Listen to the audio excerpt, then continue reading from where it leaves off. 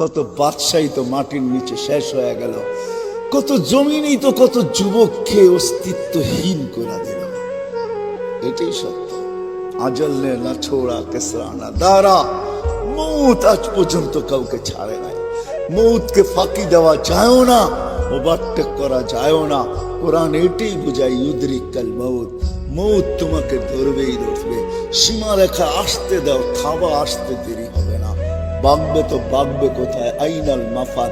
কোরআন বুঝাইতেছে তুমি কোথায় ভাগবে, তো আল্লাহ আবার বুঝাইতেছে যেখানেই ভাগবে ইল্লা বিসুলতান, আমার রাজত্বের বাহিরে তোমার যাওয়ার ক্ষমতা নাই। যদিও নাকি পালাও তুমি আকাশেতে লাগিয়ে সিঁড়ি, সিঁড়ি লাগায় আকাশে চলে গেলেও লাভ হবে না, কারণ আল্লাহ নিজেই বলতেছে আনা মা কুম আইনা মা কুনতুম, তোমরা যেখানে যাবে ওইখানে আমি তোমার সাথে হব। আমি যদি জিজ্ঞাসা করি আল্লাহ কতটুকু দূরত্ব থাকবে আপনার আর আমার, তো আল্লাহ কোরআনে জানায় দিতেছেন আকরাবু মিন হাবলিল ওয়ারিদ, তো রগের চেয়েও আমি কাছে থাইকা তোর সঙ্গে থাকবো, আমাকে পৃথক করতে পারবি না।